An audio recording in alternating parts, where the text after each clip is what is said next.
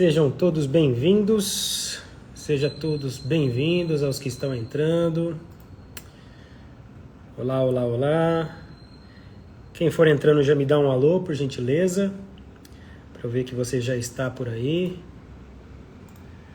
Faz muito tempo que eu não fazia uma live, hein? Muito tempo. Regina, buenas noites. Pati, boa noite. Boa noite ao pessoal que está entrando. Seja muito bem-vindo. Maria, boa noite. Marli, boa noite. Pessoal que está entrando, já clica no coraçãozinho, já deixa aquele joinha, aquele like. Clica na setinha e manda para 5 amigos para vir bater um papo conosco. Fechou? Boa noite, pessoal que está entrando. Dá mais um tempinho. Sejam todos bem-vindos. Hoje nós vamos conversar algumas coisinhas importantes. Marli, boa noite.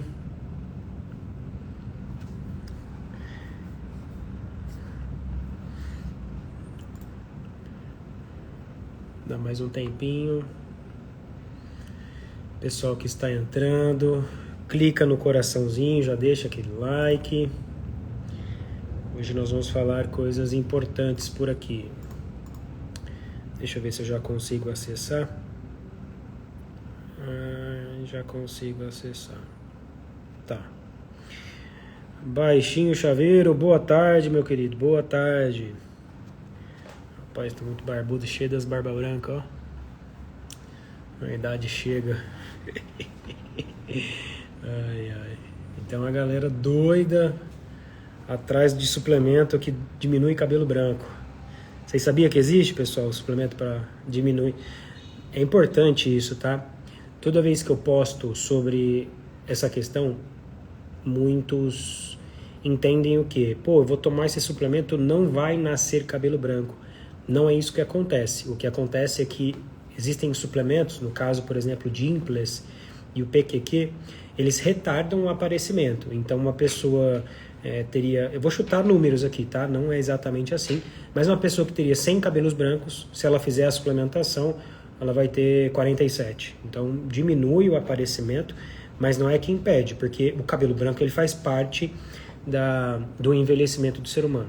Uma outra coisa importante é que existem coisas que a pessoa faz que aceleram o aparecimento do cabelo branco. Como assim? Se você é uma pessoa estressada, isso acelera o aparecimento do cabelo branco. Se você é uma pessoa que tem carência de vitaminas e minerais, principalmente ácido fólico, o cabelo branco ele se acentua. Se você é uma pessoa que dorme muito mal, que dorme muito pouco, o aparecimento do cabelo branco ele acelera também.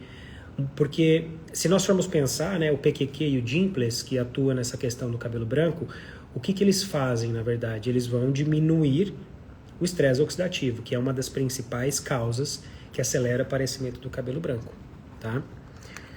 Não sei porque eu comecei a falar desse assunto, mas tá aí pra vocês. Ah, foi por causa da minha barba, que eu falei que eu estou com muita barba branca. Pessoal que tá entrando, já clica no coraçãozinho, já deixa aquele like, clica na setinha aqui, já manda para 5 amigos aí para vir conversar conosco, combinado? Ó, temos uma pergunta aqui que eu vou colocar ela para vocês. Eu não sei se vocês estão conseguindo visualizar, mas a pergunta é... Quem está conseguindo visualizar a pergunta, me dá um joinha aí, por favor. Só para eu ver se vocês estão conseguindo visualizar a pergunta. Quem estiver conseguindo, manda um joinha para mim. Ninguém está conseguindo visualizar?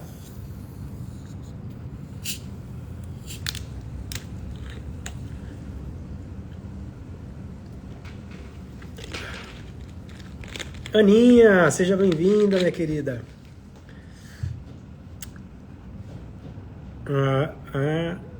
A Regina não está vendo, mas algumas estão vendo. Bom, de qualquer maneira eu vou ler a pergunta para vocês aqui. Queda exagerada de cabelo, queda de cabelo, não consigo nem ler a pergunta. Queda de cabelo exagerada, o que tomar? Vira e mexe aparece esse tipo de pergunta. E, infelizmente, não tem um suplemento específico para queda de cabelo. Porque se houvesse, obviamente, a pessoa que vos fala aqui não seria careca. Mas isso não quer dizer que nada não tenha nada que não possa ajudar. O primeiro grande ponto, quando uma pessoa tem queda de cabelo, ela precisa entender o motivo da queda. E existem vários. Exemplo, uma pessoa que faz uso de esteroide anabolizante, por exemplo, que vocês já bem sabem, e isso leva a queda de cabelo. E aí não adianta essa pessoa querer tomar suplemento, porque a causa é o excesso de hormônios androgênicos. Uma pessoa com síndrome do ovário policístico, que é uma condição em que você tem o hiperandrogenismo também, é uma condição em que a pessoa pode tomar vários suplementos que o cabelo vai continuar a cair se ela não tratar a síndrome do ovário policístico. E a síndrome do ovário policístico, você pode usar suplementos não para queda de cabelo, mas para síndrome do ovário policístico. E aí, indiretamente, a você melhorar a síndrome do ovário policístico, você diminui a queda de cabelo. Estresse crônico. Muitos não dão o devido valor ao estresse como ele merece, por conta das questões que ele implica na saúde. Uma delas, a queda de cabelo. E aí não dá para você pensar, poxa, eu vou tomar biotina porque meu cabelo está caindo e eu sou estressada cronicamente. Não vai adiantar. A causa qual é? A causa é você sempre buscar a raiz do problema. Se você trata, nesse caso, por exemplo, o estresse, e aí gosto muito dessas situações, por exemplo, de você usar ashwagandha, de você usar etealina, de você usar rhodiola, isso pode levar ou cessar a queda de cabelo, porque é a causa do problema. Aí a pessoa está lá comprando o shampoo do Cristiano Ronaldo e tomando biotina, um monte, e fala assim, suplemento não funciona. Claro que não funciona, porque ele não era a causa do problema. O Júlio mandou aqui, Júlio Felipe, o senhor fala o exemplo, eu comecei a usar testosterona faz uma semana o uso prolongado da queda. O excesso, tá, Júlio? Se você faz uma reposição controlada, se você faz uma reposição assistida, se você faz uma reposição de fato, não um ciclo para ganhar massa muscular, é difícil que isso aconteça. Agora, se você está fazendo um uso exagerado para ganho de massa muscular, que nós sabemos que existe, a chance de ter os efeitos colaterais são maiores. As principais é aquelas que nós já conhecemos, então é a acne, é a queda de cabelo, para alguns homens ainda pode levar a questão da ginecomastia, pode levar a atrofia testicular, você interfere na fertilidade, mas de novo, se você faz acompanhamento, se você faz reposição hormonal de fato, que é diferente de ciclo, aí 1 ml por semana é ciclo, não tem esse protocolo de reposição hormonal, Júlio. Isso aí já é um ciclo hormonal, tá? E aí provavelmente vai dar queda de cabelo sim, tá? A gente faz geralmente, se a gente for, não sei se você está usando Deca não, Durateston, Deposteron, a gente faz uma ampola mais ou menos a cada 15 ou 21 dias, a depender desse paciente, tá? Se você faz 1 ml por semana, isso é ciclo, são coisas diferentes, tá? São situações diferentes. Mas aqui, voltando para a queda de cabelo, existem várias condições. Então, vocês viram aqui o relato do Júlio, ele fala a respeito do uso da reposição de testosterona. Isso leva à causa da queda de cabelo. E não adianta você buscar um suplemento para que diminua a queda de cabelo, porque não é a causa. E vira e mexe aparece por aqui. Agora, existem ativos, existem suplementos que podem te dar uma melhor qualidade do cabelo. Como assim? Não sei se já aconteceu com algum de vocês ter aquele cabelo mais ralinho, aquele cabelo mais fininho, aquele cabelo quebradiço, sem brilho. Suplementos podem ajudar. Então, por exemplo, a biotina é muito bem-vinda nessa situação. Ela pode sim fazer diferença na qualidade, mas não na queda. Existem situações em que o suplemento, de fato, ele trata a causa de queda de cabelo? Sim. Uma mulher, por exemplo, que tem ferritina muito baixa, se ela suplementar ferro, ela vai melhorar a queda de cabelo dela. Mas não porque o ferro faz parar de cair o cabelo. O ferro vai tratar uma condição que é a ferritina baixa. A ferritina baixa leva à causa da queda de cabelo. Então são essas questões que a pessoa tem que observar de fato para na hora de conseguir suplementar. Eu vejo muitas pessoas, infelizmente, tá? Vão usar o suplemento, ou vai ouvir questão de a vizinha que viu falar que é bom, ou vai ouvir falar que na internet que é legal. Nada contra buscar informação, conversar. Mas saiba se aquele suplemento vai fazer o que você precisa que seja feito. Exemplo, Esses dias que eu atendi... Cúrcuma. Uma pessoa falou assim, não, porque eu tô tomando cúrcuma, não é um caso se vai fazer efeito ou não, mas ela tomou cúrcuma, eu até postei isso, ela tomou cúrcuma porque ela viu que fazia bem, viu nos vídeos, e faz bem, muito bem, a cúrcuma é excelente, só que existe contraindicações, ela não foi procurar saber se ela se enquadrava ou não, e aí um relato dela, depois eu posso até colocar novamente para vocês, se alguém quiser me chamar no direct eu mando. Ela colocou que ela tomou, começou a sentir mal, ela teve que ir para o hospital de emergência. Uma das contraindicações da cúrcuma é a pessoa com pedra na vesícula. Pessoas com pedra na vesícula não devem usar cúrcuma. Eu tomo, nunca deu nada. Mas é um risco que você está correndo. Na medicina, nós trabalhamos com risco, nós não trabalhamos com certeza. É isso e isso aqui e pronto. 1 mais 1 é 2. Quando você tem pedra na vesícula e você usa a cúrcuma, um dos componentes da cúrcuma, o que ela faz? Ela estimula a contração da vesícula. Se você tem uma pedra lá dentro e ele está apertando, ele estimula a contração da vesícula, pode ser que essa pedra ela saia da vesícula, ela entre nos canalículos e ao entrar no canalículo ela pode impactar, porque o canalículo ele é esse aqui mais ou menos, ó. Então o canalículo é esse aqui, desce uma pedrinha lá e aí quando você tem uma pedra no canal da vesícula biliar, é cirúrgico. Não dá tempo de você ir em casa, trocar de roupa, é emergência cirúrgica. Portanto, pessoas que têm pedra na vesícula, que têm problemas na vesícula, não deveriam usar cúrcuma. E eu vejo muitos com problema na vesícula usando cúrcuma. E muitos nem sabem disso. Muitos usam mesmo sem saber, como eu disse, vão usando suplementos sem saber se aquele suplemento de fato é o ideal para eles. Se você pegar hoje e for olhar, existem milhões de ativos. Então no meu livro, são 3 volumes, são mais de 100. Então você vai procurar lá, você tem mais de 100 ativos que você pode utilizar. E muitos deles fazem a mesma função. Então você vê, ele falou que cúrcuma que é bom. Aí o outro fala, não, magnésio que é bom. Não, o outro fala que o ômega que é bom. Não, o outro fala que creatina que é bom. Qual que eu tenho que tomar? De novo, depende daquilo que você precisa. E mais importante, depende se a pessoa pode tomar. Isso é o principal. Não adianta eu chegar aqui e falar para vocês, e tomem cuidado, tá? Tomem cuidado com isso, porque eu vejo muito, tá? Tomem cuidado quando vocês virem, poxa, eu vi que cúrcuma é bom. Só que veja se você pode tomar, veja se você tem indicação para tomar. É bom para aquela situação, para aquele tipo de pessoa. A creatina todo mundo pode tomar. A priori, sim. Quer um outro suplemento que muito se fala que todo mundo pode tomar, mas não pode? Magnésio. O magnésio tem uma série de contraindicações. Elas são mais, digamos, difíceis de acontecer, mas existe. E eu já vi vídeo de médico, e não sei se era nutricionista, mas médico, falando que todo mundo pode tomar magnésio, e não pode. Existe contraindicações do magnésio. Miastenias graves. Quem tem miastenias graves não pode suplementar magnésio. Piora o quadro. Pessoas que têm diarreia crônica, em vigência de diarreia crônica, não podem suplementar magnésio. Por quê? Porque o magnésio tem uma ação laxativa. Então, uma pessoa que já está com diarreia crônica, você vai dar magnésio para ela, você vai piorar ainda mais o quadro de diarreia. Pessoas que têm bloqueio de alto grau cardíaco. São pessoas que o coração está batendo e aí de repente ele dá uma parada, mas ele volta a bater. Se a pessoa suplementa magnésio, ele vai ficar ainda mais lento e a pessoa pode passar mal.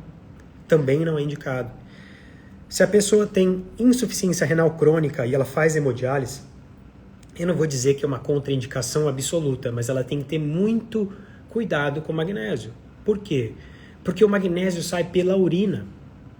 E uma pessoa que tem insuficiência renal crônica em hemodiálise, o rim dela não funciona, ela não faz urina. E aí ela tá lá todo dia tomando magnésio, todo dia tomando magnésio, todo dia tomando magnésio, ela não tá jogando para fora, ela vai se intoxicar. Então, de novo, para você que está aqui, quando vocês virem o vídeo, por mais que falem muito bem do suplemento, a maioria são interessantes, sim. Eu defendo muito a suplementação, eu tenho livros sobre isso, não é à toa, mas não é para todo mundo, não é todo suplemento para todo mundo. Tem que ter cuidado, porque você pode colocar a sua vida em risco de fato. E eu vejo muito, tá? Muito. Já chegaram pacientes para mim, principalmente dessa questão da vesícula, principalmente sem saber de fato se pode tomar ou não.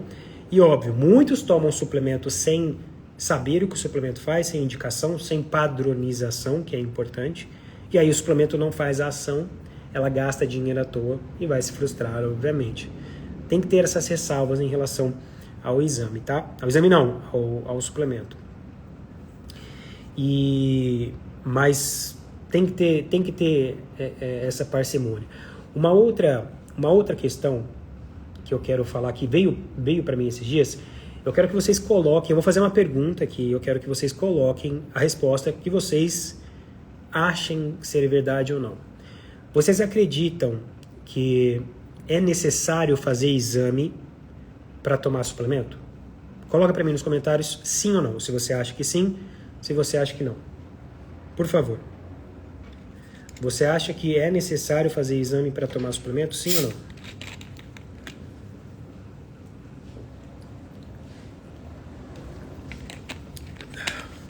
A Lorena falou que sim.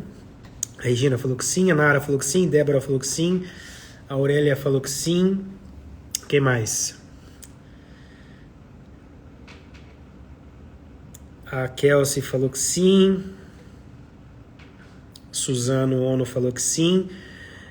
A Tia Desterro, sim. Ó, a Silvana, eu acho que sim, mas tomo por conta própria.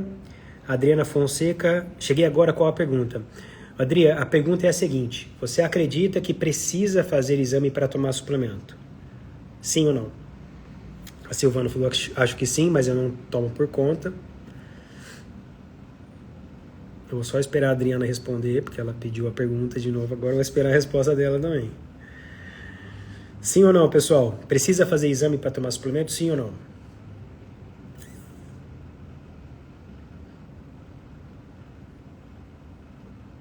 Sim ou não, pessoal? Cadê a Adriana que fez a pergunta e fugiu? Ó, uma coisa importante, tá? Atenção. Olha lá, Adriana, eu acho que não, até porque já tomo sem exame. A grande maioria, para não dizer quase todos, 99% dos suplementos, de novo, a grande maioria dos suplementos não precisa fazer exame. Só que não é para sair tomando. Você precisa entender se você pode tomar, se você tem indicação e não tem contraindicação. Por quê? Exemplo, você não precisa fazer um exame para suplementar a ashwagandha. Não tem exame que vai dosar se você precisa tomar ashwagandha ou não. Como que você vai saber se você vai tomar ashwagandha? Primeiro, será que eu tenho indicação? Será que ela é para mim? Será que as contraindicações existem para o meu caso? Será que eu sei manejar isso? Se as respostas forem sim, não precisa, não tem um exame que vai dosar e falar assim, olha, você está precisando de ashwagandha. E aqueles que precisam de exame são para talvez nortear alguma conduta ou a dose. Vou dar um exemplo. Quando você faz o exame de vitamina B12, não é para saber se você pode ou não suplementar B12, porque todo mundo pode suplementar B12. Você faz o exame para quê? Para saber a dosagem, quanto que você vai suplementar de B12. Um outro exemplo, vitamina D. Você faz o exame de vitamina D, mas não para saber se você pode ou não tomar, porque todo mundo pode tomar vitamina D. Você vai fazer o exame de vitamina D para saber quanto você vai tomar. Agora, existem exames que você faz para saber uma indicação mais assertiva. Então, por exemplo, você faz um exame para ver perfil inflamatório, você descobriu que você está inflamada. Aí, bom, se você sabe que você está inflamada, você vai usar a cúrcuma. Mas você não precisa fazer exame para usar a cúrcuma. Você não precisa fazer exame para usar o ômega 3. Você está usando porque você fez um exame e você falou, eu tenho essa condição, e aí sim, eu vou usar porque eu tenho a indicação para isso e não tenho contraindicação.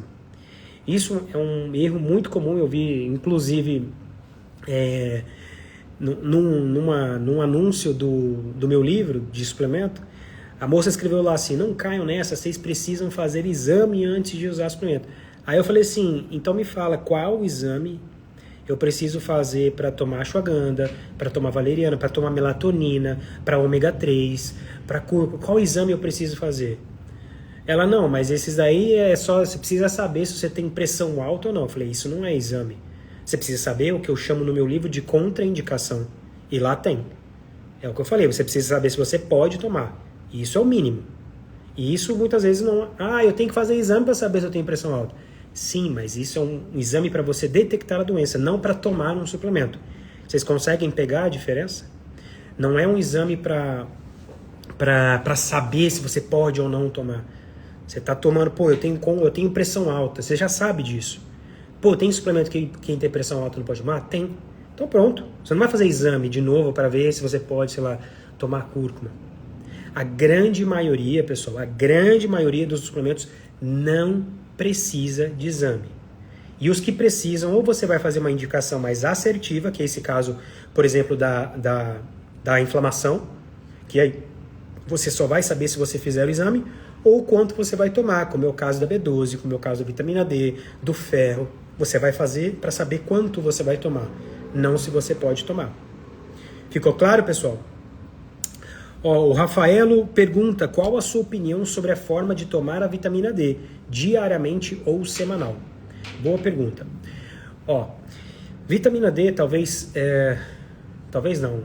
Eu acho que mudou muito a forma como nós olhamos para a vitamina D. Hoje vocês mesmos estão mais inteirados aí a respeito do que ela faz no nosso corpo. Quem está no grupo de alunos e quem está no grupo de artigos do Telegram e do WhatsApp, eu mandei um artigo recente, acho que segunda-feira, mandei um artigo sobre a vitamina D, do metabolismo de vitamina D. Não sei se alguém está aqui, viu lá o artigo e está no grupo. A vitamina D hoje ela possui inúmeras funções, tá? E não dá para uma pessoa em 2025 aceitar uma vitamina D baixa e querer ter saúde. Vai totalmente na contramão. E é a coisa que eu mais vejo. É o exame que geralmente eu peço e está geralmente baixo. E de novo, eu peço não para saber se ela pode ou não suplementar, mas eu peço para saber quanto que eu vou fazer de dosagem, que aí entra na pergunta do Rafael. A vitamina D, eu vou sempre avaliar o meu paciente. Eu vou dar um exemplo de uma paciente minha. Nós fizemos a reposição oral de vitamina D e eu usei uma dose alta e usei uma dose diária e não subiu como eu esperava. E aí eu optei para fazer injetável. E a injetável eu vou fazer uma dose de ataque por um mês, depois a cada 2 meses. Então, respondendo a sua pergunta, não é o que eu acho melhor, é o que funciona para aquela pessoa, para aquele paciente. Hoje, meu filho, minha esposa e eu, nós fazemos diário, nós fazemos uso diariamente da vitamina D. Só que, como eu disse, tem paciente meu que faz a cada mês, tem paciente meu que faz a cada 2 meses, tem paciente que eu faço uma dose de ataque, depois eu faço uma dose de manutenção. Confesso que tem uma paciente só que faz dose semanal, uma só. Tá? Agora, do mais, eu penso que diariamente você tem um melhor aproveitamento do que você fizer semanal. Isso é uma opinião, tá? Mas óbvio, é o que eu disse, depende da individualidade, porque adianta eu te falar, olha, Rafaelo, toma diariamente e você não for tomar. Aí não adianta, é melhor semanal. Combinado? A Suzano Ono perguntou, meu pai tem problemas renais, é contraindicado vitamina D? Não é contraindicado vitamina D. Se o problema renal que você diz for pedra de cálcio, oxalato de cálcio, você tem que ter um pouquinho de cuidado na dosagem, porque estimula a reabsorção de cálcio, e aí pode ser que o seu pai venha formar mais pedras no rim, tá? Essa é a questão. A Adri pergunta, doutor, percebi agitação e nervosismo usando vitamina D, é natural? Não é natural que isso aconteça, tá? Talvez você pôs algum outro componente. Algumas pessoas pode acontecer, não uma agitação, mas um nervosismo, mas ficar mais, talvez mais agitada mesmo. Tanto é que eu não recomendo, importante isso aqui, hein? Importante que use a vitamina D. Não é recomendado que você faça a suplementação à noite, porque pode acontecer isso aqui que a Adriana falou, que a pessoa fica mais agitada e isso atrapalha a noite de sono. Então eu não recomendo que você suplemente vitamina D no período noturno. O melhor horário para você suplementar a vitamina D, falando isso, quem sabe, eu quero ver, quem sabe o melhor horário para suplementar a vitamina D? Coloca nos comentários para mim, qual melhor horário para suplementar a vitamina D? Quero ver. Manda aí para mim.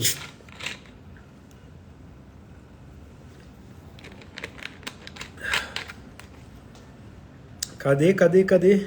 A Débora falou após almoço. A Adriana falou após almoço. Após o café com uma fonte de gordura, o Rafael falou. O que mais?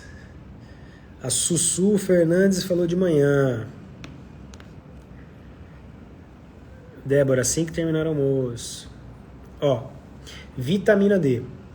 O mais fisiológico, o mais próximo do nosso corpo é o que o Rafael falou, pela manhã. O mais próximo do fisiológico. Quando eu digo isso, hoje, infelizmente, quando você fala A, a pessoa entende C, D, Y.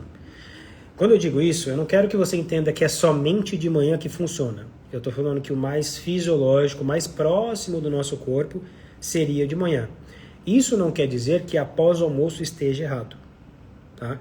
De novo, o único horário que eu não recomendo que você faça a suplementação de vitamina D é à noite. Porque, de novo, pode atrapalhar o sono. E um detalhe importante, que foi o que o Rafael falou aqui, se você puser uma fonte de gordura, é ainda melhor. Por quê?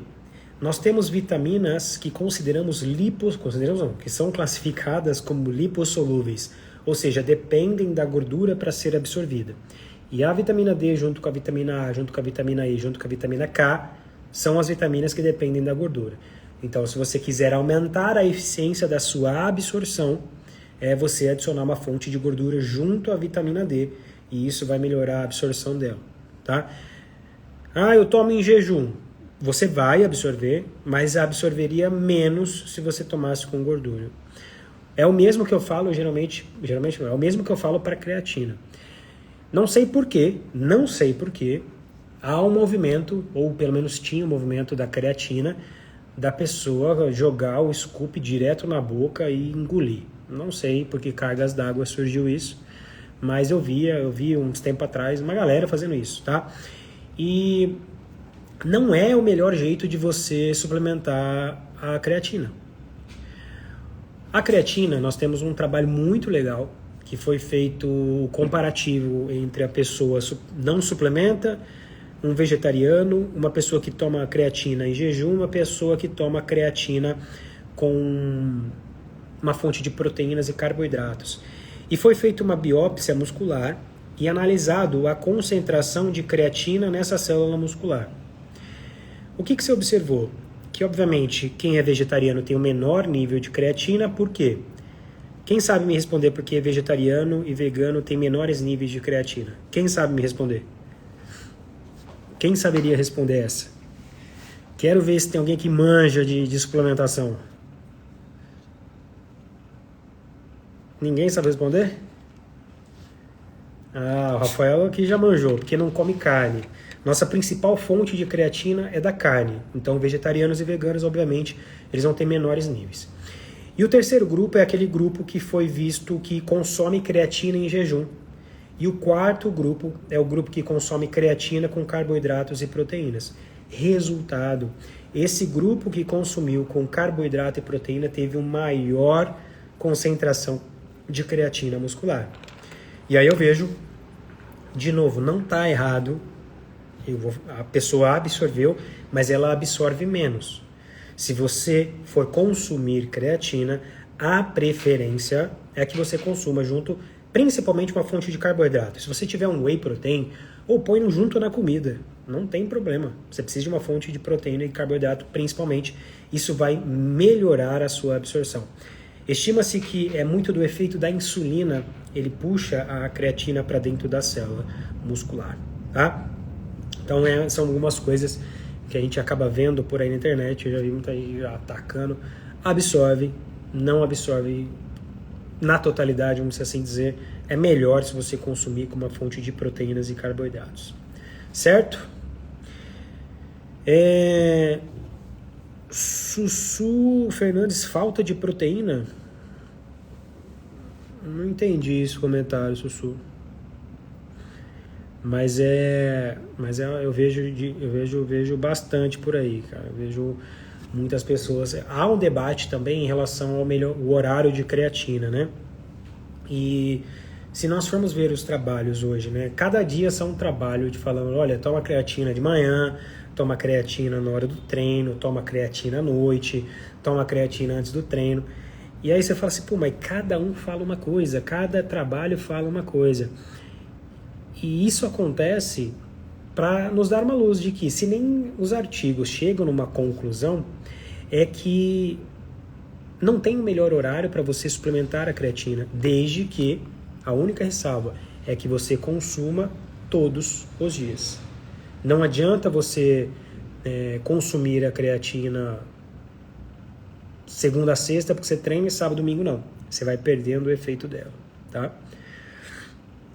Mas tem que tomar todo dia. Quem suplementa creatina? Quem de vocês aí suplementa creatina? Coloca nos comentários aí pra mim.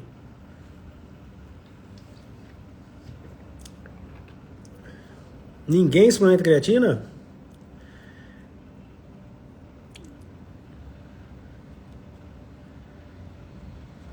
Ninguém suplementa creatina?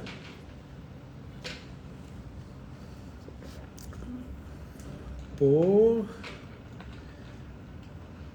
Ah, agora tá aparecendo aqui, aparece com delay. Ó, Michele, o Rafaelo, a Jo. Oi, Jo, tudo bom?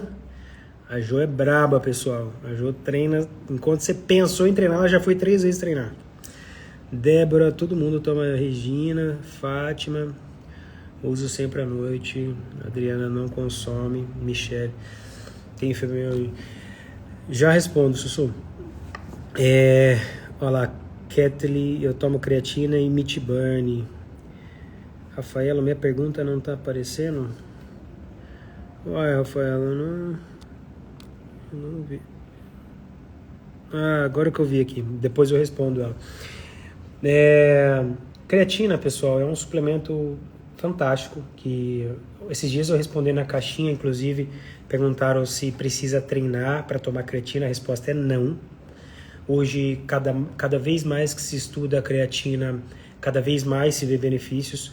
Um dos trabalhos que eu li, eu até mandei no grupo de artigos também, um dos trabalhos que eu li fala do uso da creatina na depressão. Foi um estudo pequeno, tá? Mas foi um estudo que foi feito um grupo que tomou medicação e o outro que tomou medicação e creatina. O grupo que fez suplementação de creatina melhorou mais dos sintomas. Teve uma melhora dos sintomas. Foi um grupo pequeno, mas já dá a entender o papel da creatina. A Sussu perguntou aqui, fibromialgia, a creatina serve para fibromialgia também. E eu quero, às vezes você está fadigado mentalmente, a creatina é fundamental. A creatina, pessoal, eu não sei se todos têm esse conhecimento, mas ela seria como uma moeda de energia para o teu corpo. Então tudo que você precisar de energia e pensar gasta energia, e o próprio treino gasta energia, tudo que necessitar energia você vai otimizar se você suplementar a creatina. Além disso, ela tem uma função a nível cerebral, ela protege o teu cérebro. Temos alguns trabalhos, principalmente iniciais, em questões de Parkinson, em questões de Huntington, doenças de Huntington e Alzheimer, que uso da creatina, mas são a níveis iniciais ainda.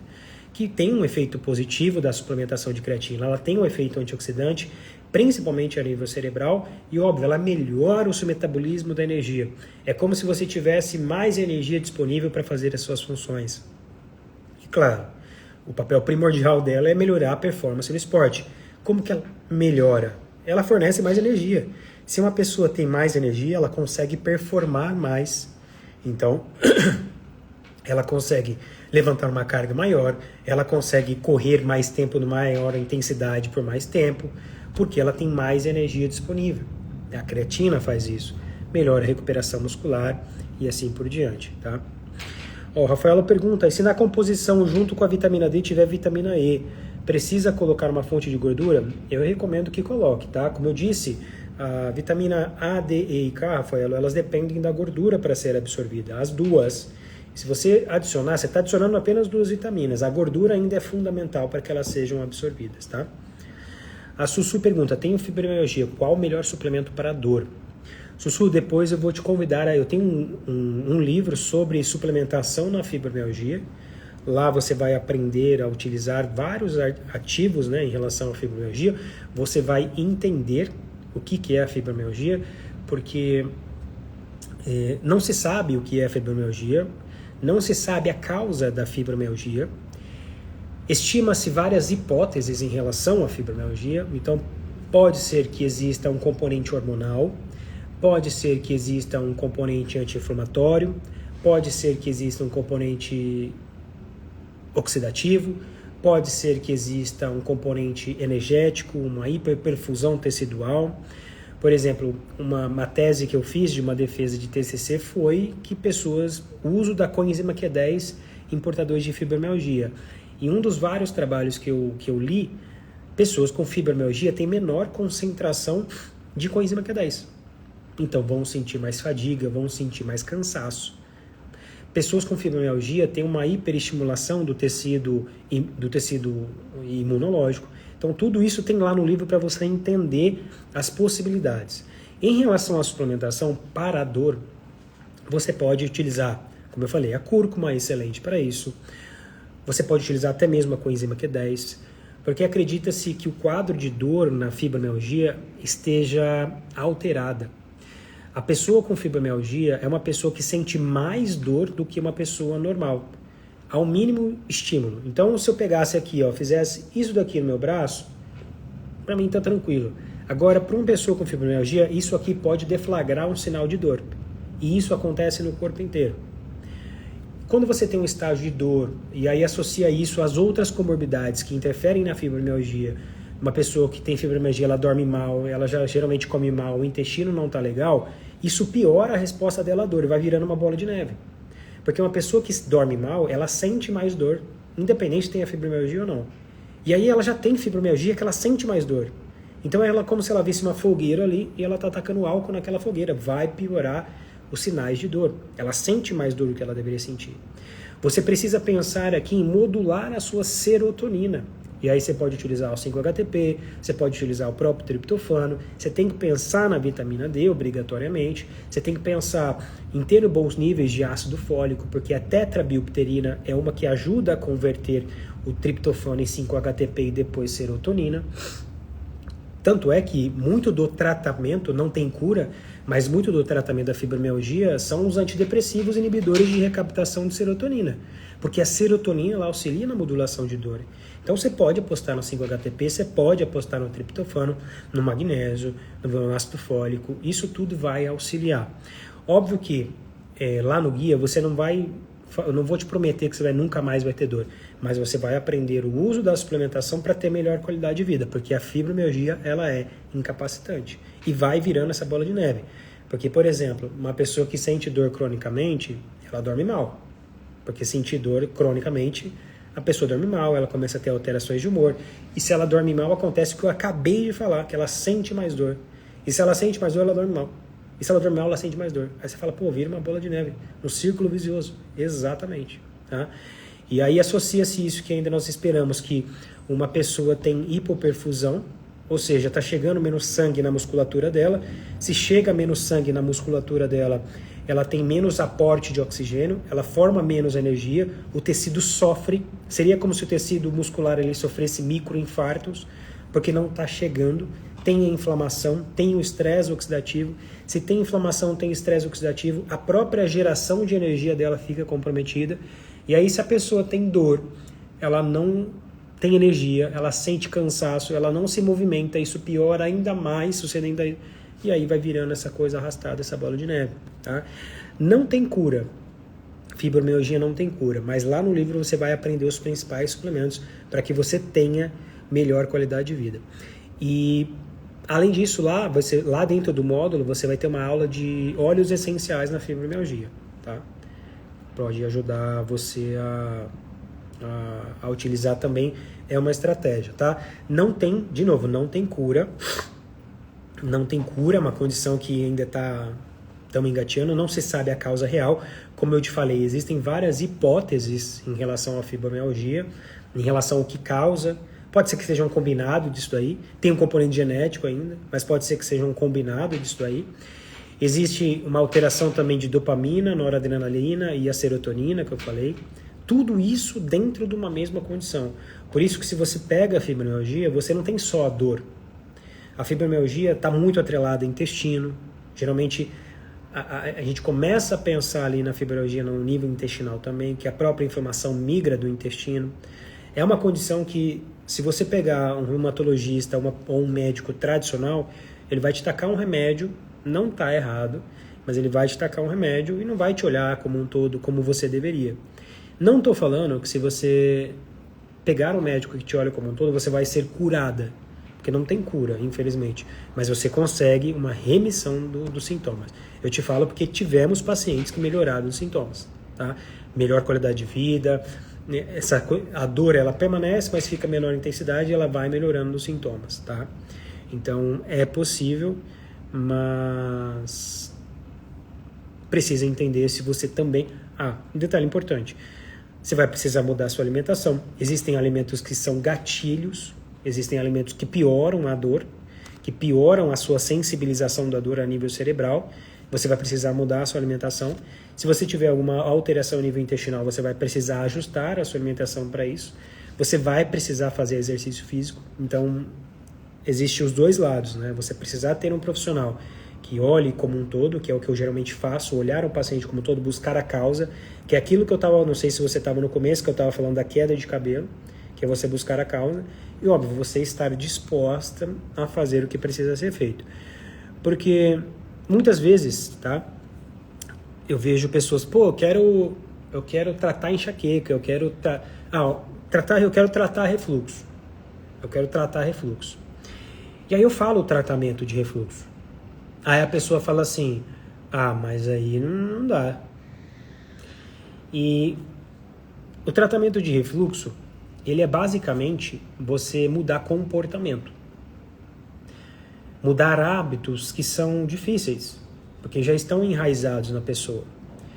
Como que trata refluxo? Alguém saberia me dizer mais ou menos, eu não preciso passar, eu não quero que você passe, eu quero mais ou menos, quem saberia o que é o tratamento do refluxo da gastrite? Quem saberia dizer mais ou menos por cima, assim, de uma maneira bem resumida? Coloca para mim nos comentários.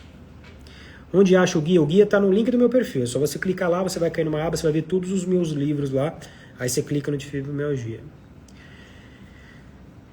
Quem que saberia me dizer mais ou menos o que é o tratamento do refluxo?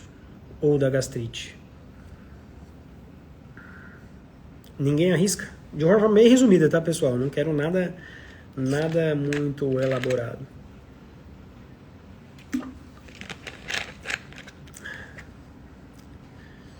A Aurélia falou retirar alguns alimentos, alimentação certeza. Vocês estão ligeiros, né? Bom, eu só como lanche. Aí é complicado. Ó, o tratamento de refluxo, como eu falei, pessoal, ele é comportamental. E quando eu digo comportamental, é justamente comportamento, é mudança de comportamento. Eu fui no médico, ele passou omeprazol. Pessoal, omeprazol trata sintoma. É aquilo que eu falei lá da queda de cabelo, não sei se você estava no começo da live. Omeprazol não trata a causa, ele trata o teu sintoma, ele trata o quê? Tua queimação, tua dor e outra. Omeprazol a longo prazo, ele diminui a absorção de várias vitaminas e minerais. Várias. Então, o tratamento de refluxo, como que você vai fazer? Você vai mudar comportamento. Então, a primeira coisa mais importante, você vai excluir álcool e chocolate da tua alimentação. Aí, a pessoa já para aí. A maioria fala, mas não dá, não beber. Por quê? O álcool e o chocolate, quando você pega... Deixa eu ver se eu tenho aqui. Não tenho aqui. Deixa eu ver se eu consigo algo parecido aqui para mostrar para vocês. Deixa eu ver isso aqui. O que é isso aqui? Deixa eu pegar aqui. Ó. Veja se vocês conseguem ver, tá?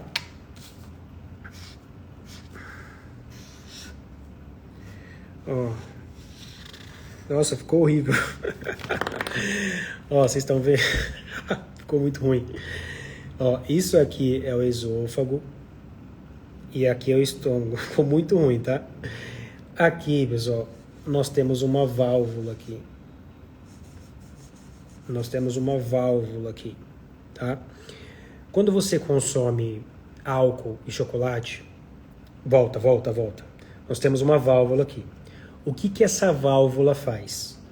Essa válvula, ela não deixa que o líquido ácido do estômago volte para o esôfago, que é o refluxo, tá?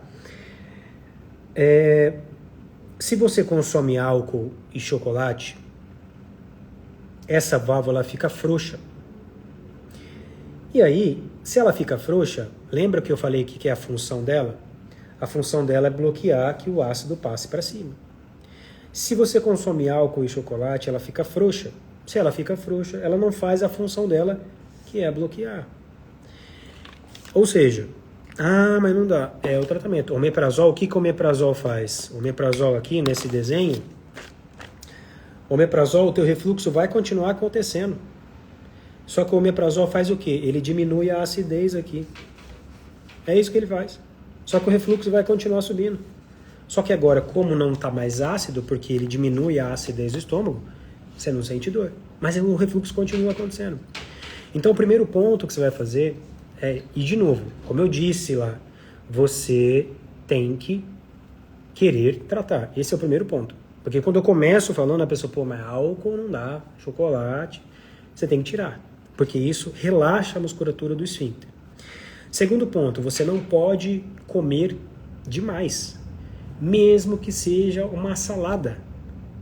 Se você come demais aqui no nosso desenho esquemático de novo, olha o tamanho do estômago. Se você come demais, você concorda que você faz mais pressão para o líquido voltar aqui, porque começa a ficar cheio? Você não pode comer e deitar logo em seguida, por mais que seja uma alimentação de alface. Porque quando você come e deita... Então imagina aqui, ó. Imagina que nós estamos em pé. Então, o líquido está aqui, tem que subir. Agora você deitou, é praticamente batata que o líquido vai voltar. Então se você comer mesmo um prato de salada e deitar, isso vai piorar. Café energético também dilata o esfíncter. Se você consumir comida junto com gás, então se estou bebendo água com gás e estou comendo, isso favorece o refluxo. Se você comer barriga cheia e for treinar, aumentar a pressão intraabdominal, vai gerar refluxo. E quando for dormir, você precisa dormir com o travesseiro a 45 graus. Aí você fala assim, mas aí... Pois é o que eu falei lá na hora que eu comecei falando. Você precisa entender se a pessoa quer de fato tratar. Porque a base para todo o tratamento é ver se a pessoa está disposta a ser curada. É a base de todo o tratamento, tá? Porque não adianta você oferecer o melhor tratamento para a pessoa e ela não querer fazer. Eu brinco que pode descer Jesus Cristo aqui e falar assim, meu querido, faça isso aqui. É o melhor tratamento do mundo. Se a pessoa não fizer, ela não vai ter resultado. Tá? Eu vi aqui que mandaram o user aqui, ele não tem nome, tá? User 5520 alguma coisa. Não seria melhor fazer a cirurgia. A cirurgia do refluxo, user, eu não sei seu nome, desculpa, tá? A cirurgia do refluxo, ela é feita quando? Quando você tem uma hérnia de hiato. Essa válvula aqui, ela fica aberta para sempre. Não é porque você comeu chocolate ou álcool. Ela fica aberta para sempre, chama hérnia de hiato. E aí, independente do que você coma, do que você faça, vai vir refluxo. Porque ela fica aberta constantemente. E aí, o tratamento é cirúrgico de fato. Aqui, o tratamento desse refluxo que eu estou me referindo são essas pessoas, a maioria, né? Que fala, tô com azia aqui. O cara come um rodízio de comida japonesa. Por exemplo, eu tô falando desabafo. Eu vou no rodízio de comida japonesa, eu não posso deitar em seguida. Então eu tenho que comer, eu tenho que ficar uma hora e meia para esperar para eu deitar, porque senão vai me dar refluxo. Fica aquele gosto azedo, enfim. Porque é normal, se aumenta o conteúdo de alimento aqui dentro, o ácido tende a voltar, tá? Então é só para vocês entenderem que O omeprazol, então, ele trata o sintoma, o seu refluxo vai continuar acontecendo, ele vai prejudicar muito a absorção de vitaminas e minerais. Por quê? Porque ele diminui a acidez estomacal. A acidez estomacal é necessária para você absorver, por exemplo, a B12. Então, se você está usando omeprazol cronicamente, saiba que você vai ter uma deficiência de B12, porque o ácido é fundamental que você absorva B12. Então, ele não vai tratar os sintomas, seu refluxo vai continuar acontecendo, tá? Aí você tem que optar, eu quero tratar a causa. Se você tiver uma hérnia de hiato, como eu falei, aí é cirúrgico, ou não. Se você tem esse refluxo, que é o que todo mundo acomete hoje em dia, você precisa entender se faz sentido esse tratamento para você ou não, tá? Mas é como eu falei, né? Muitos de vocês já desanimaram quando eu comecei, não pode álcool, não pode chocolate. Aí fala, nossa, mas não pode. Não. É o mesmo que eu falei para... Eu atendi uma paciente ontem, foi terça? Foi, né? Eu atendi uma paciente ontem e ela estava com um relato que toda vez que ela consumia lactose, ela tinha um burburinho na barriga, ficava tendo gases, as fezes bem pastosas. E eu falei o seguinte, ela falou, eu fui no gastro porque eu fui investigar tal, ele pediu o exame de lactose. Eu falei assim, olha, eu já tinha falado isso para ela. Eu acho que não compensa você fazer o exame de lactose. E eu vou explicar por que agora para vocês, tá? Por que não compensa? Se você toma lactose, tá? Se você usa lactose, muita atenção nisso aqui, tá? Eu quero que você tenha atenção nisso aqui para você acompanhar o raciocínio, senão você vai perder o raciocínio. Eu quero que vocês vão junto comigo. Se uma pessoa me conta, igual essa paciente chegou para mim e falou assim, olha, toda vez que eu consumo lactose ou derivados, eu tenho gases, estufamentos e eu tenho diarreia. Eu falei para ela, olha, não preciso do exame para dizer que você tem intolerância à lactose. Ela falou, mas isso que eu quiser. Eu falei, não, se você quiser fazer, podem acontecer duas coisas. A primeira, pode ser que o exame venha positivo. E se você tiver intolerância mesmo, você vai passar muito mal. Porque não sei se todos já fizeram o teste de intolerância, você toma um concentradaço de lactose. E cara, para uma pessoa que tem intolerância, se ela tomar um concentrado, ela vai lá no laboratório mesmo, ela vai no banheiro. Não dá tempo. E é diarreia. E ela tem que ficar lá 2 horas no laboratório. Então é um exame chato, e se ela tiver intolerância, ela vai passar muito mal. O segundo ponto é que ela pode fazer o exame. Presta atenção, porque depois dessa fala eu vou fazer uma pergunta. Então, o segundo ponto pode ser que ela vai fazer o exame. De novo, ela me contou que ela tem todas as queixas, tá? E ela vai fazer o exame, e os exames, eles não são 100% confiáveis. Nenhum. Nenhum exame você faz e você pode pôr tua mão no fogo por ele. Nenhum exame é 100% confiável. E pode ser que ela faça e dê negativo o exame.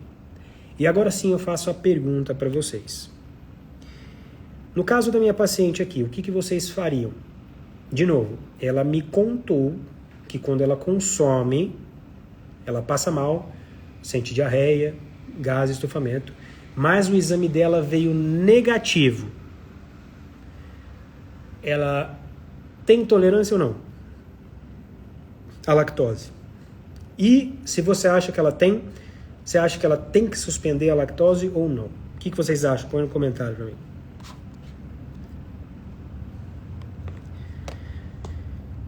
Gilvaneide mandou sim. Adriana mandou sim.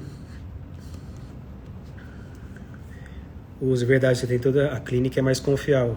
Gostei disso aqui, cara. Foi muito bom isso aí. A Fátima falou que não. Que mais? Aí D dos Santos falou que sim. A tolerância à caseína. A outra probabilidade sim pelos sintomas. Reis, sim.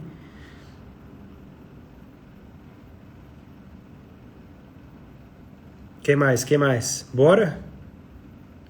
Ninguém acompanhou meu raciocínio, não? Eu quero pegar esse comentário aqui, suplementar a lactase. Eu quero falar sobre isso também. Quero ver mais respostas. Sintoma é soberano. Boa, gostei disso aqui também. Lactose não. Pessoal, deixa eu falar uma coisa para vocês, tá? Existe uma premissa na medicina que se chama-se clínica é soberana, que foi o que o user falou e que a Suzana não falou. a clínica é soberana, ou seja, o que o paciente me conta é soberano. Sempre. Não, por isso que eu falo, eu nunca trato o pedaço de... Muitos falam, pô, mas meu exame tá XYZ, manda lá. Aí eu falo assim, eu nunca trato o papel. Eu sempre trato a pessoa. Se a pessoa tá me contando, não faz o menor sentido falar, vai contra o papel aí, manda bala. Porque ela tá me contando aquilo. E isso acontece, por exemplo, aconteceu com outro paciente com o glúten. Ele fez o teste eu pedi os testes, os marcadores para ele de glúten. E, de fato, quando ele consome, ele não se dá bem. Ele não se dá bem. E o teste deu negativo. Aí eu falei, cara, é o seguinte, ele falou, mas deu negativo. Eu falei, então faz o teste, come de novo. E ele comeu, ele passava mal. E aí, de novo, na medicina, a clínica é soberana. Aquilo que o paciente conta é soberano. E eu vejo muitos profissionais médicos ignorando isso. Quando a pessoa chega lá e fala assim, eu sinto muito cansaço, muita fadiga, e o médico fala assim, não, seus exames estão tudo bem. Esse médico está tratando o papel, ele não está tratando a pessoa. Porque a clínica é soberana. O papel ele vem para auxiliar. Uma paciente mandou mensagem para minha secretária, isso é muito comum. Ela mandou, não dá para pedir uma guia de exames antes para eu já tudo pronto. E por que isso é um problema? Porque os exames, existem aqueles padrões, colesterol, diabetes, etc. Até existem, que é os mesmos que a gente acaba pedindo. Mas eu gosto sempre de direcionar meu atendimento, de direcionar o que eu vou pedir. Por exemplo, essa paciente que eu falei para vocês da lactose, eu não estou só investigando intolerância à lactose. Ela pode ter síndrome do intestino irritável. Então, para ela, eu não pedi exames que eu pediria para uma outra pessoa que não tem queixa intestinal. Por quê? Porque não faz sentido. Aí, se eu peço sempre uma guia prévia, a pessoa vem com o exame, ela tem que voltar no laboratório. E ela já acha ruim uma vez, imagine duas vezes, porque ela, por que você não pediu da primeira vez? Entende? O exame ele vem para corroborar o que o paciente traz de queixa. E de acordo com o que ele me conta, eu vou solicitando os exames necessários para o caso dele.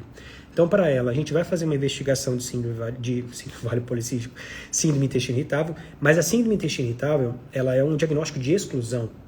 Então, nós vamos intolerância à lactose, eu pedi o Indicam, que é para aliviar a desbiose, eu pedi calprotectina nas fezes, e eu pedi também intolerância a glúten, tudo isso para a gente investigando, tá? Mas, de novo, se você vai num profissional e você está contando, eu estou me sentindo assim, e ele fala, os exames estão todos normais, esse cara não está tratando a pessoa, ele está tratando um pedaço de papel, ele está tratando o exame, tá? E aí, eu quero aproveitar aqui o outro comentário de uma pessoa, deixa eu ver aqui, cadê? Da Tati Teodoguinhos, suplementar lactase. Isso é muito comum, tá? A pessoa, geralmente quem quer suplementar lactase é quem quer driblar o tratamento. Vamos lá. Uma pessoa que tem intolerância à lactose, ela não digere bem a lactose. Por isso que chama-se intolerância à lactose. A lactose é um açúcar do leite e você precisa ter no intestino uma enzima que chama lactase, que vai quebrar essa lactose e você vai conseguir absorver. Pessoas que têm intolerância à lactose, elas têm uma deficiência dessa enzima lactase. Ela não consegue quebrar a lactose. Consequência, a lactose fica a nível intestinal. Oxi. Espera aí. Voltamos. A lactose, então, ela não tem enzima lactase que quebra a lactose. Quando ela consome, você não vai conseguir quebrar a lactose. E aí a lactose acumula no intestino. Se acumula no intestino, as bactérias vão lá fazer fermentação e você vai ter gases, estufamento, etc. Qual que é o problema da lactose, da enzima, de você tomar a enzima? A analogia que eu sempre faço é a seguinte: imagina que você está num dia muito chuvoso, óbvio que isso vai depender do quanto você vai ingerir, tá? Em alguns casos eu vou falar para vocês o qual eu indicaria. Imagina que você está num dia muito chuvoso e você abriu o guarda-chuva. Você concorda que o guarda-chuva vai te proteger 95% da chuva? E 5% ali você vai se molhar? Todo mundo concorda, sim ou não? Você está num dia de chuva, você abriu o guarda-chuva, 95% você vai ficar seco, 5% vai respingar. Concorda, sim ou não? Concorda, sim ou não? Sim. Ó, já vi 2 sim, concordo, sim. ID dos Santos mandou sim. Boa. Qual que é a analogia em cima disso? A lactase é a mesma coisa. Se você consumir muita lactose e tomar a lactase, você vai conseguir sanar grande parte dos problemas. Só que, certamente, isso a nível intestinal vai gerar inflamação. A nível intestinal vai respingar alguma coisa que vai gerar inflamação, aumentar a permeabilidade intestinal e gerar grande parte dos sintomas que nós conhecemos, dores articulares. Tem paciente minha que tinha intolerância e tinha crise de enxaqueca quando consumia lactose. Foi assim que a gente suspeitou das crises de enxaqueca dela. Porque quando ela tinha essas crises, geralmente coincidia quando ela consumia a lactose. Só que ela não tinha diarreia e estufamento, e a gente foi ligando os pontos. Óbvio que, se você é uma pessoa que consome, vou tomar uma colherinha de sopa de lactose e vou tomar lactase, você não vai ter repercussões em cima disso. Lembra? Volta na analogia da chuva. O guarda-chuva é a lactase, tá? Que é a enzima. Se tiver garoandinho, pouquinho, não vai te molhar, por mais que você fique ali. Agora, se está chovendo forte, aí você vai se molhar. Tudo vai depender muito da quantidade. Eu tenho um paciente, que ele não passa mais comigo, que ele é repórter e ele gravava com a Ana Maria Braga. E, eventualmente, ele tinha que comer os pratos que a Ana Maria Braga fazia. E, óbvio, ele tem intolerância à lactose. E muitos dos pratos via queijo, leite, etc. Para ele, foi uma saída. A gente usava, eu falei assim, toda vez que você tiver, porque não dá para ele falar assim, não vou comer no programa porque eu tenho intolerância. Então, a saída foi, você sabe que você vai comer, você tem que fazer uso da enzima antes, para que você não interfira. Eu sei que muitos de vocês ficam impactados com sintomas, mas muitos de vocês têm que começar a mudar o pensamento para quê? Para que vocês não agridam o intestino de vocês. Isso é o pior. Diarreia passa. Diarreia no outro dia você está bom. Gases no outro dia você está bem. Agora, a inflamação intestinal, ela perdura. E isso vai trazendo as repercussões de saúde, acelera a morte neuronal, prejudica a tua imunidade. Como eu te falei, minha paciente tinha crise de enxaqueca, não sabia de onde vinha. Pior dores articulares se você tiver, vai tirar cansaço e indisposição, vai te gerar fadiga, vai limitar a absorção de várias vitaminas e minerais. Tá? Portanto, lembre-se sempre, vou usar a lactase. Geralmente é uma saída que as pessoas tentam driblar, mas saiba que isso vai repercutir a depender da quantidade que você ingerir. Tá? Deixa eu ver... Cadê? O user falou, eu fico bravo com os médicos que me fazem voltar constantemente no laboratório. Alguns casos, tá? Alguns casos você, para mim, tá? Eu não peço exame antes justamente para não acontecer isso. Então, por exemplo, você marca lá, eu não sei se você não dá para ver, mas então, por exemplo, marca uma mulher comigo que está na menopausa, tá? E aí ela vem fazer um exame, eu vou pedir para ela densitometria, eu vou pedir para ela mamografia, eu vou pedir para ela ultrassom de mama, eu vou pedir para ela ultrassom abdominal. E eu não peço densitometria para uma mulher de 32 anos. Então não dá para eu fazer um exame, solicitar uma guia prévia, porque a pessoa vai no laboratório e ela vem, eu atendo ela e falo assim, você vai ter que voltar para fazer outro exame. Então ela vem comigo, eu avalio e falo assim, olha, para o seu caso, são esses sintomas, esses exames que você tem que fazer. Tá? Araújo Lari, sintoma de uma pessoa que quando precisa de ferro. O ferro não é interessante você avaliar, só um minuto.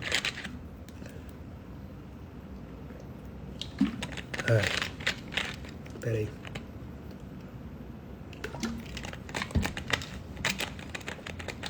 Não é interessante você avaliar o ferro, tá? Primeira e mais importante coisa. Você vai sempre avaliar ferritina. Se você esperar o ferro baixar para começar a repor, você já vai estar sofrendo há muito tempo com os sintomas. Quais são os sintomas quando você tem baixo ferro? Então, os seus cabelos podem cair, eles ficam fracos, eles ficam quebradiços, as unhas também. Você vai começar a ter fadiga, cansaço extremo. Você pode ter um humor que simula uma depressão, que você vai ficar mais apática, você vai ficar anêmica, em alguns casos pode dar anemia.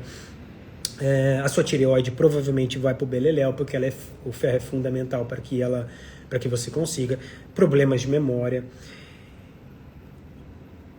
Alterações hormonais, que eu já falei, principalmente de tireoide. Basicamente, a que me vem à mente são esses que você vai sentir a priori. E, de novo, não adianta você pensar em olhar somente o ferro, porque a hora que o ferro baixar, a ferritina ela já vai estar baixa há muito tempo. Então, agora você está ciente dos efeitos, dos sintomas. Pô, eu tenho tudo isso que ele falou.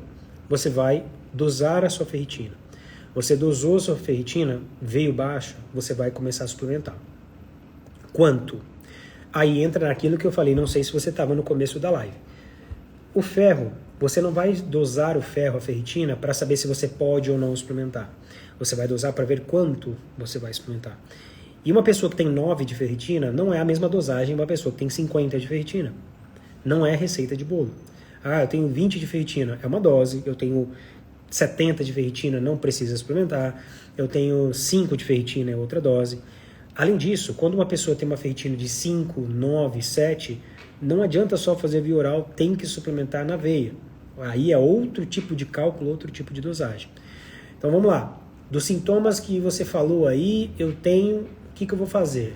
Você vai dosar a sua ferritina. Ah, a ferritina está baixa. Você vai começar a suplementar. Quanto? Depende de quanto tiver a tua ferritina, tá? Érica Santana, só não sei as horas certas e a quantidade certa. Muitos alimentos sem lactose, na verdade, colocaram lactase, não que retiraram. Isso aí eu já não sei, não. Confesso que eu não vou ficar devendo. Eu vejo que tem muitos... Voltou. Eu vejo que tem muitos alimentos com a lactase, mas eu nunca notei, não. Tá? A Sandra Varotti, eu acho que a minha tá baixa, a minha ferritina. Mulher, tá? Mulher geralmente tem a... Só para vocês entenderem, tá? Se a ferritina... Atenção nisso aqui. Se a ferritina de vocês estiver em baixa, existe sempre um porquê. O corpo humano, ele não tem mecanismo de jogar o ferro para fora. Não é igual o que eu falei para vocês do magnésio, que o rim joga para fora. O corpo, ele não joga o ferro. Se você está com baixos níveis de ferro, de ferritina, tem uma causa. Você tem que buscar uma causa. Você tem que entender o que está acontecendo alguma coisa, porque você está com ferritina baixa. Está acontecendo alguma coisa. De novo, você... Travou? Travou? Tá me ouvindo, pessoal? Oxe, falou que travou. Pessoal aqui do Insta, vocês estão me ouvindo?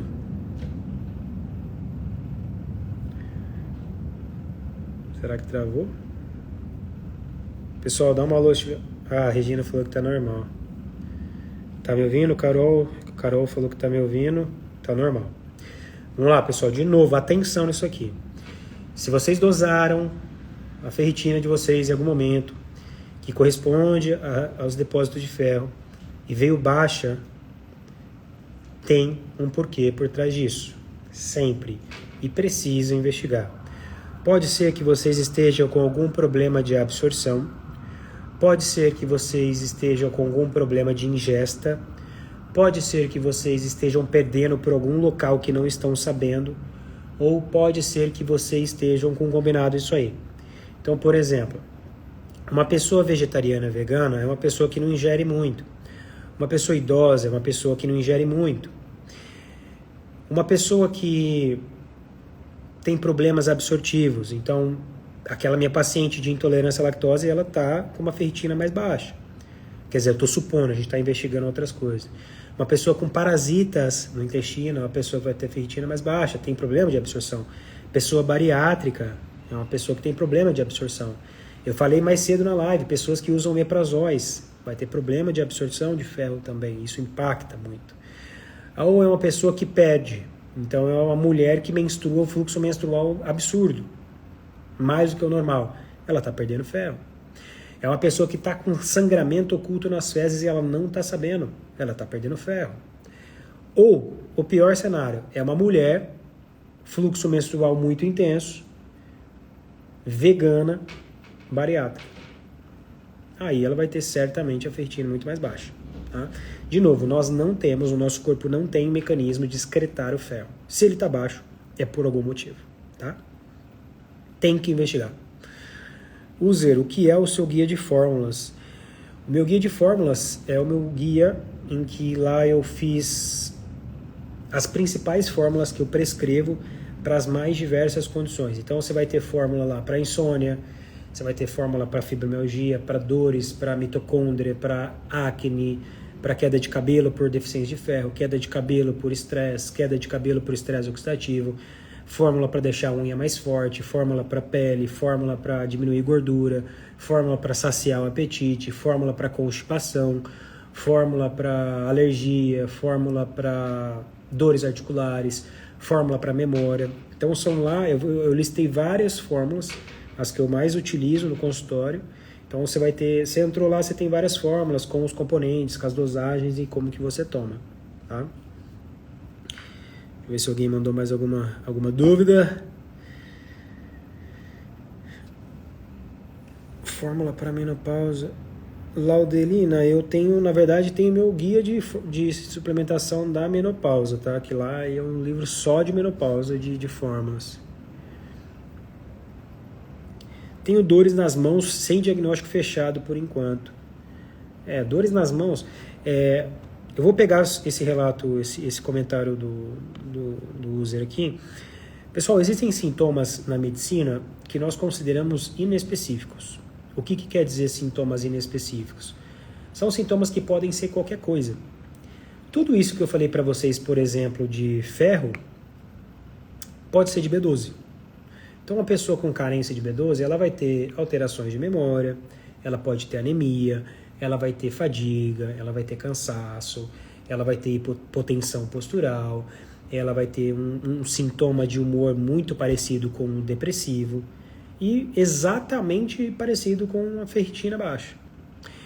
Uma pessoa com estresse crônico, numa fase 4, ela vai ter exatamente os mesmos sintomas. Uma pessoa depressiva, ela vai ter exatamente os mesmos sintomas. E aí, de novo, atenção no que eu vou dizer agora. Quando vocês virem um vídeo, olha, falta de não sei o que pode causar isso, isso, isso. Não achem que aquilo lá é o seu diagnóstico. O que eu mais vejo hoje é sobre o TDAH. Pô, falta de memória, falta de concentração, eu não consigo finalizar o que eu começo, TDAH. Aí a pessoa fala, não, tem TDAH. Só que esses sintomas aí, por exemplo, você pode ter síndrome do pensamento acelerado. Exatamente os mesmos sintomas. Você pode ser uma pessoa que está viciada em tela. Exatamente os mesmos sintomas. De novo, quando vocês virem o vídeo, eu falo, deficiência disso pode ser isso, isso, isso. Entenda que na medicina, existem pouquíssimas coisas, tá? Para não dizer nada. Pouquíssimas coisas que você fala, esse é esse, então é esse. Pouquíssimas coisas. A grande maioria você vai ter que investigar.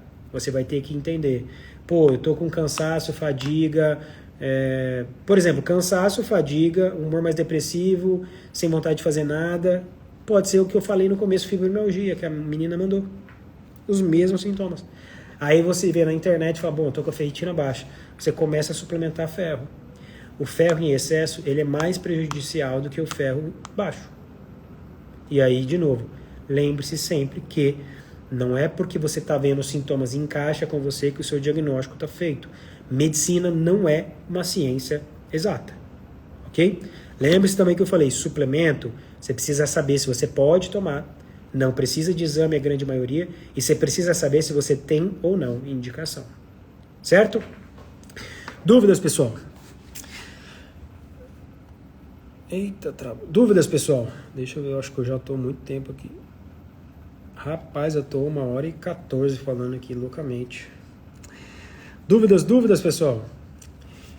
Bom, meus amigos, obrigado pela presença de todos. Lembrando a vocês que quem tiver mais interesse em relação aos meus livros, aos guias, é só clicar no link do meu perfil Quem tiver interesse em passar em atendimento comigo online, também é só clicar no link do perfil. Lá tem todas as informações, tá, pessoal? Se vocês tiverem algumas dúvidas a mais, podem me mandar no direct também. Eu abro a caixinha, hoje eu abri caixinha, vocês conseguem mandar lá também, ou pode me chamar no direct. Fechou? Nos vemos muito provavelmente numa próxima. Quero fazer mais lives com você, fazia muito tempo que eu não fazia lives, e quero também trazer mais convidados. Uma ótima noite para todo mundo e qualquer coisa é só me chamar. Valeu!